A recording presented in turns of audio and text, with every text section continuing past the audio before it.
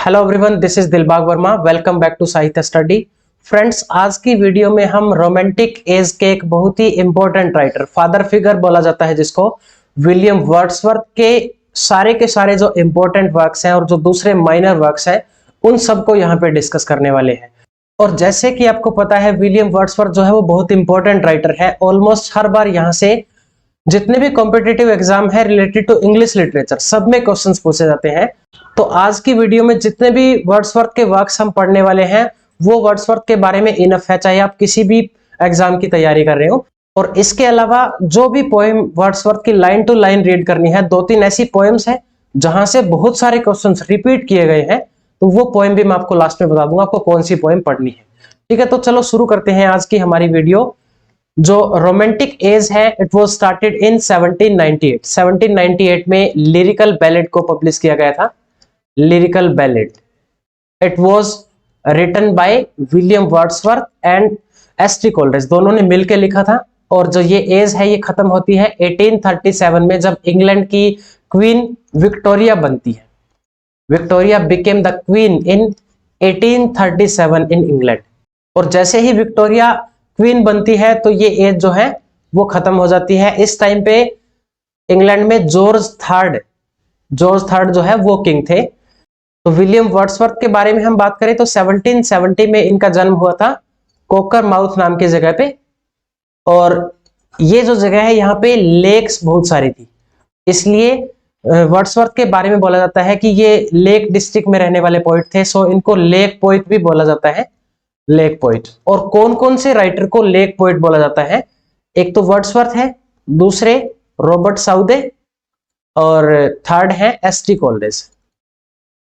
इन writer को lake poet भी बोला जाता है। You must remember this point, lake poets are Wordsworth, Coleridge and Southey. और इनको फर्स्ट जनरेशन पोइट भी बोला जाता है। रोमांटिक एज के राइटर्स को दो पार्ट में डिवाइड किया गया है। First generation poet, first generation में हमारे वर्ड्सवर्थ, साउदे और कोलरिज आते हैं। एंड सेकंड जनरेशन में John Keats, PB Shelley, Mary Shelley and Lord Byron, ये पोइट्स आते हैं सेकंड जनरेशन में। और विलियम वर्ड्सवर्थ के जो पेरेंट्स हैं, जब ये अर्ली एज में थे तब उनकी डेथ हो जाती है। तब उनके एक अंकल थे रेजले काल्वर्ट। रेजले काल्वर्ट उनके लिए 900 पाउंड की एक लेगेसी छोड़ के गए थे। और इन 900 पाउंड की वजह से ही वर्ड्सवर्थ जो है वो अलग अलग जगह पे ट्रैवलिंग करते थे, क्योंकि एंग्लो सेक्शन से ही जो राइटर है या उनमें एक ट्रेडिशन था, वो हमेशा घूमते रहते थे, ट्रेवल्स करते रहते थे, क्योंकि उनका मानना था कि ट्रैवलिंग हमें ज्यादा सिखाती है एज कंपेयर टू बुक्स।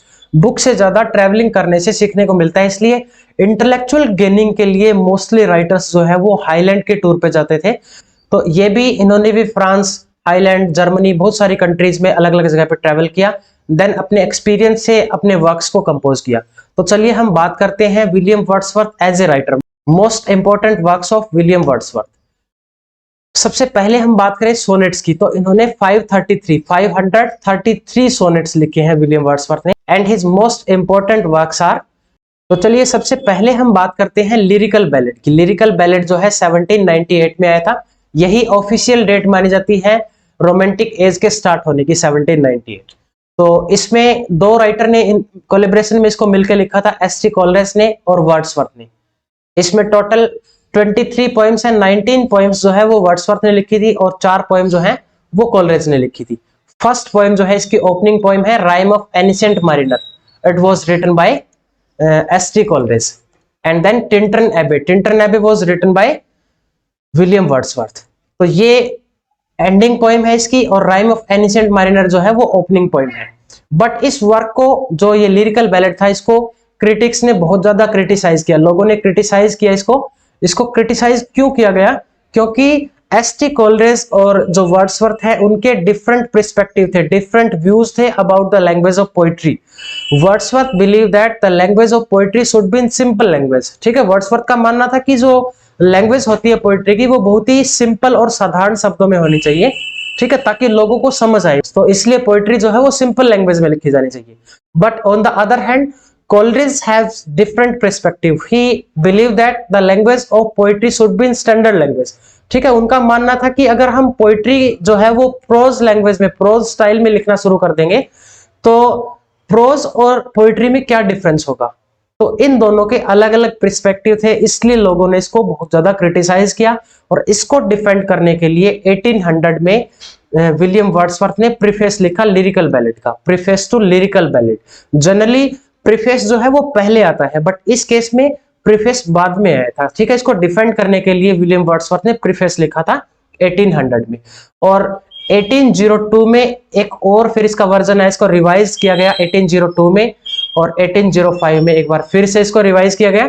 तो इसमें ये 1798 में पहला आया था लिरिकल बैलेट, और उसके बाद प्रीफेस आया था 1800 में, देन 1802 में आया था इसका रिवाइज्ड वर्जन, देन एक बार और फिर इसको रिवाइज किया गया 1805 में। देन उसके बाद हम बात करते हैं आगे, अगला जो इंपॉर्टेंट वर्क है the prelude.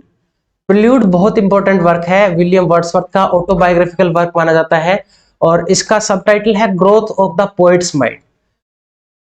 It is considered the masterpiece और magnum opus of Wordsworth. Magnum opus जो है वो कौन से वर्क को बोला जाता है? एक राइटर का जो सबसे फेमस वर्क होता है, जिसकी वजह से उस राइटर को या पोएट को सबसे ज्यादा फेम मिली हो, उसको मैग्नम ओपस बोला जाता है, या मास्टरपीस भी हम बोल सकते हैं। ठीक है, तो ये एक ऑटोबायोग्राफिकल पोएम थी। 1799 में इन्होंने इसको लिखना शुरू किया था, 1805 में कंप्लीट कर लिया था, बट 1850 तक इसको पब्लिश नहीं किया गया। 1850 में इनकी जो वाइफ थी मैरी हचिंसन, उन्होंने इस बुक को पब्लिश किया था। ये टोटल 14 बुक्स इसमें लिखी गई थी, जिसमें से 13 जो है वो कंप्लीट थी, और एक जो लास्ट की बुक है वो अनकंप्लीट है। इस बुक में जॉन मिल्टन अपीयर होते हैं, ये पॉइंट याद रखना, यहाँ पे जॉन मिल्टन अपीयर होते हैं द प्रिल्यूड में। ओपनिंग लाइन है इसकी, was it for this that one of the fairest of all river.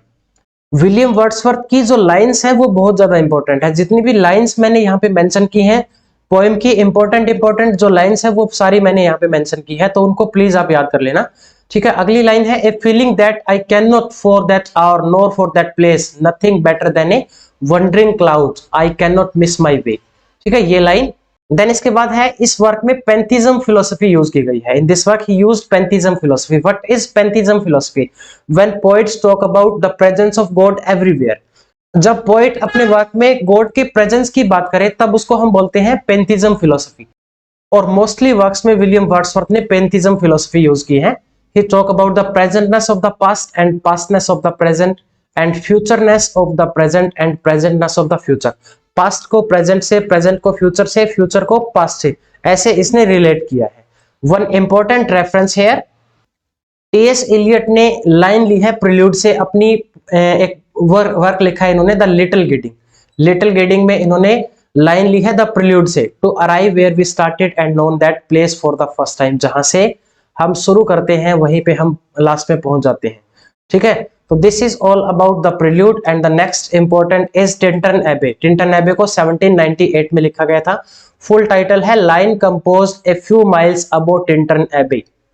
ये जो पोएम लिखी थी तब वो अपनी सिस्टर डोरोथी वर्ड्सवर्थ के साथ ट्रैवलिंग कर रहे थे। इसमें साइलेंट लिसनर जो है वो है डोरोथी वर्ड्सवर्थ।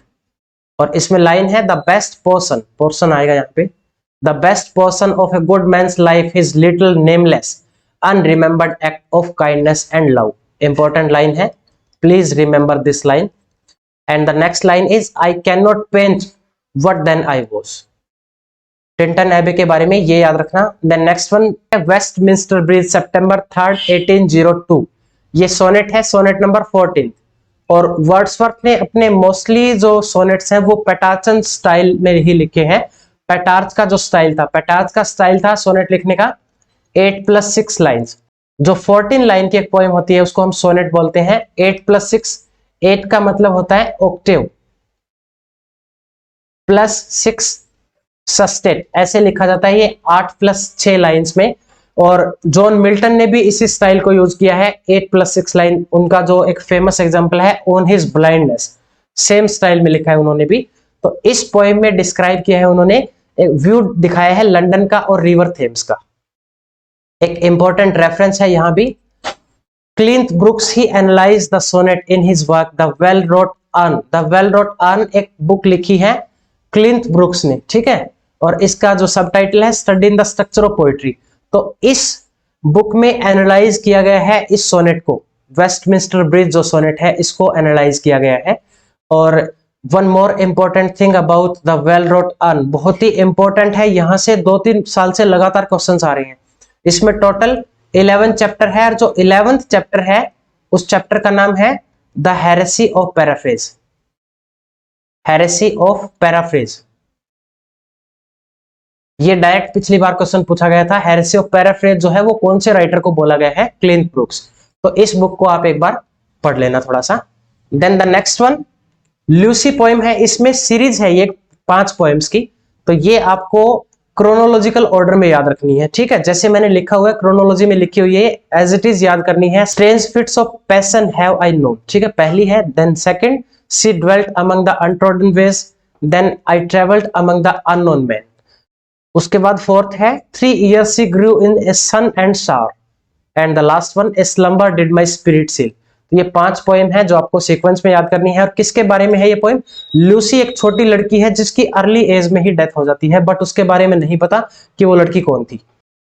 तो ये है लूसी पोएम सीरीज, और इनको डिटेल में पढ़ने की जरूरत नहीं है, just read the title only. Then इसके बाद है Laodamia. Laodamia is based on Trojan war, Trojan war पे बेस्ड है ये। तो इसमें लाउडामिया जो है वो वाइफ है प्रोटिलस की, और प्रोटिलस एक ग्रीक हीरो है, ठीक है? ट्रोजन वॉर में ये ग्रीक हीरो है, और वो लाउडामिया जो है वो अपने हस्बैंड प्रोटिलस को वॉर में जाने के लिए मना कर रही है, क्योंकि उसको लगता है कि कुछ मिस हैपनिंग हो सकती है वहां पे, तो वो कोशिश करती है उसको रोकने की। तो ये स्टोरी दिखाई गई है इसमें ट्रोजन वॉर की। देन नेक्स्ट है डेफोडिल्स। डेफोडिल्स में इंपॉर्टेंट लाइन है I wandered lonely as a cloud, it is a lyrical poem known as daffodils, इसी को डेफोडिल्स बोलते हैं। ये लाइन है इसमें I wandered lonely as a cloud, just remember the title. Then next है फ्रेंच रिवॉल्यूशन। फ्रेंच रिवॉल्यूशन जो है वो मोस्ट इंपॉर्टेंट है, इसको स्टार मार्क कर लो, ठीक है? एक एक लाइन इसकी आपको अच्छे से पढ़नी है। गूगल पे जाके आप इसकी लाइंस पोएट्री फाउंडेशन पे या किसी और वेबसाइट पे जाके आप चेक कर सकते हैं। क्लोजिंग लाइन यहाँ पे मैंने लिखी हुई है, but in the very world is the world of all of us, place wherein the end and all our happiness or not at all। French revolution के बारे में इसने लिखा है क्योंकि फ्रेंच रिवॉल्यूशन को वर्ड्सवर्थ ने बहुत ज्यादा सपोर्ट किया था। उस टाइम पे जो फ्रांस का किंग था वो लोगों को बहुत ज्यादा टॉर्चर करता था, ठीक है? तो फ्रेंच रिवॉल्यूशन उसके ऊपर लिखा गया है। उन्होंने लोगों को एनकरेज किया है, सपोर्ट किया है इस पोएम में बहुत ज्यादा, फ्रेंच रिवॉल्यूशन को। सो इसको समरी एक बेसिक आप पढ़ लेना एक बार। देन इसके बाद फिर नेक्स्ट है रेजोल्यूशन एंड इंडिपेंडेंस, इसका सबटाइटल है लीच गैदरर, एंड इसमें लाइन है sleepless soul that perished in his pride. इसमें स्लीपलेस सोल जो है वो किसके लिए यूज किया गया है? It is used for Thomas Chatterton. And do you know who was Thomas Chatterton? He was the youngest died poet in English literature, and he commit suicide at the age of 17 years की as में ही इन्होंने suicide कर लिया था। And suicide क्यों किया था? क्योंकि बहुत ज्यादा गरीब था ये, और इन्होंने जब कुछ पोइट्रीज और कुछ वर्क्स लिखने शुरू किए तब दूसरे क्रिटिक्स और जो राइटर हैं उन्होंने इनके वर्क्स को क्रिटिसाइज किया, जिसकी वजह से इन्होंने सुसाइड कर लिया था। देन नेक्स्ट लाइन है इसमें of him who walked in glory and Joy, यहाँ पे वॉक्ड है शायद, who of him who walked in glory and Joy, और ये यूज की गई है रॉबर्ट बार्न्स के लिए। So please resolution and independence में याद रखना इन दो फिगर को, Thomas Chatterton and Robert Burns. Then इसके बाद नेक्स्ट है फिर solitary reaper. In it poet talk about a girl who is harvesting crops and she is alone in the field and singing a sad song. वो एक लड़की है खेत में, वो अपनी क्रॉप जो है हार्वेस्ट कर रही है, फसल को काट रही है, and she is alone in the field, अकेली है खेत में, और वो सिंगिंग कर रही है, एक सैड सॉन्ग गा रही है वो। Alone she cuts and binds the grain and she sings A मेलनकली strain. तो वो सैड सॉन्ग गा रही है इस और उसके गाने के लिए जो पोइट है उसको बहुत ज्यादा प्रेज कर रहा है, जबकि पोइट को समझ नहीं आ रहा है कि वो जो लड़की है वो कौन सी लैंग्वेज में गा रही है, लैंग्वेज उसको समझ नहीं आ रही है, बट जो आवाज है उस लड़की की वो बहुत ज्यादा मीठी है। और इसके लिए जो पोइट है वो बोलता है a voice of thrilling never was here spring time for the Kuku birds. वो बोलता है कि उसकी आवाज जो है वो इतनी ज्यादा प्यारी थी, इतनी अमेजिंग थी कि उसने पहले कभी नहीं सुनी थी। स्प्रिंग टाइम में जैसे कुकू गाती है ना, कुकू जो कोयल जो पक्षी है, जो कोयल बर्ड्स हैं, वो अपना गाना गाती है, ठीक है, उतनी ही मीठी आवाज में ये लड़की गा रही थी। Breaking the silence of the seas among the farthest Hebrides. और इस लड़की की जो साउंड है, जो आवाज है, उसे समुद्र ने भी अपनी साइलेंस जो है वो तोड़ दी है, ठीक है। Then next one London 1802 dedicated to John Milton, ये जॉन मिल्टन को डेडिकेट किया गया है। उसने कंपेयर किया है जॉन मिल्टन को such as stars, sea and the heavens, इन चीजों से जॉन मिल्टन को कंपेयर किया गया है लंदन 1802 में। Then next one, the world is too much with us, ये 5 स्टार दे दो इसको, तो इतनी इंपॉर्टेंट पोएम है ये, ठीक है। अगर आपने इस पोएम को नहीं पढ़ा तो प्लीज इस पोएम की एक एक लाइन इंपॉर्टेंट है, इसको अच्छे से पढ़ लेना। ज्यादा बड़ी पोएम नहीं है, छोटी सी पोएम है ये, तो इसको अच्छे से पढ़ लेना, एक एक लाइन इसकी इंपॉर्टेंट है। थोड़ा सा मैं बेसिक आपको इसके बारे में बता देता हूं। In it he describe modern England as a swamp land, ठीक है। मॉडर्न इंग्लैंड को as a swamp land describe किया है पोइट ने यहाँ पे, वेयर पीपल आर सेल्फिश, यहाँ पे लोग सेल्फिश हैं, and must be taught about things like manner, virtue, freedom and power, इन चीजों के बारे में इन लोगों को सिखाया जाना चाहिए। People are going away from the nature due to industrial revolution, industrial revolution की वजह से लोग जो है नेचर से दूर हो गए हैं, तो वो लोग जो है टेक्नोलॉजिकल इनोवेशन के पीछे एक रूट रेस में लगे हुए हैं, बट नेचर की तरफ उनका कोई ध्यान नहीं, इसलिए वो लोगों को क्रिटिसाइज कर रहा है। He gave description of the 2 ocean God, 2 समुद्री गॉड जो है उनका भी रेफरेंस यहाँ पे दिया है, जिनका नाम है ट्राइटन एंड प्रोटियस, ये इंपॉर्टेंट है, दोनों नाम ये याद रखना। सो इसकी एक बार लाइंस हम repeating again, please read the lines of the world is too much with अस, अच्छे से पढ़ लेना इसकी लाइंस। देन नेक्स्ट है फिर rainbow, my heart leaps up when I behold, इसके अंदर एक लाइन है, the child is father of man, ये लाइन यहाँ से रेनबो से आती है ये। इसके अलावा कुछ माइनर वर्क्स है विलियम वर्ड्सवर्थ के, जैसे कि the idiot boy, the Simon Lee, then the Michael, ठीक है। ये सिर्फ आपको टाइटल पढ़ने हैं, ज्यादा डिटेल में नहीं पढ़ना है कुछ भी इनका। फ्रॉम माइकल एक रेफरेंस है यहाँ पे, from Michael George Eliot took an epigraph for her novel Silas Marner, Silas Marner के लिए जॉर्ज इलियट ने एपिग्राफ लिया है वर्ड्सवर्थ की पोएम माइकल से, ठीक है। और ये जॉर्ज इलियट जो है एक विक्टोरियन, बहुत ही फेमस और इंपॉर्टेंट विक्टोरियन नॉवेलिस्ट है। इनका जो रियल नेम है Mary Ann Evans, Mary Ann Evans, ये इनका रियल नेम है, और इन्होंने अपना सूडोनेम यूज किया है जॉर्ज इलियट। देन उसके बाद है वैगनर, वैगनर को डेडिकेट किया है चार्ल्स लैम्ब को, और पीटर बेल जो है डेडिकेट किया गया है रॉबर्ट साउदे को। So guys we stop here and this is all about William Wordsworth. जितने भी जो वर्क्स मैंने बताए हैं, जो इंपॉर्टेंट पोएम बताई है, वो इंपॉर्टेंट पोएम आप पढ़ लेना, बाकी डिटेल में कुछ पढ़ने की जरूरत नहीं है। जो मैंने यहाँ पे लिखा हुआ है वो आप अच्छे से पढ़ लेना, और इसकी पीडीएफ मैं अपने टेलीग्राम चैनल पे डाल दूंगा, वहां से आप इसको डाउनलोड कर लेना। और वीडियो अच्छी लगी हो तो प्लीज लाइक करना, चैनल को भी सब्सक्राइब करना, ताकि आने वाली वीडियो की नोटिफिकेशन आपको मिलती रहे। Be safe, stay connected, best of luck.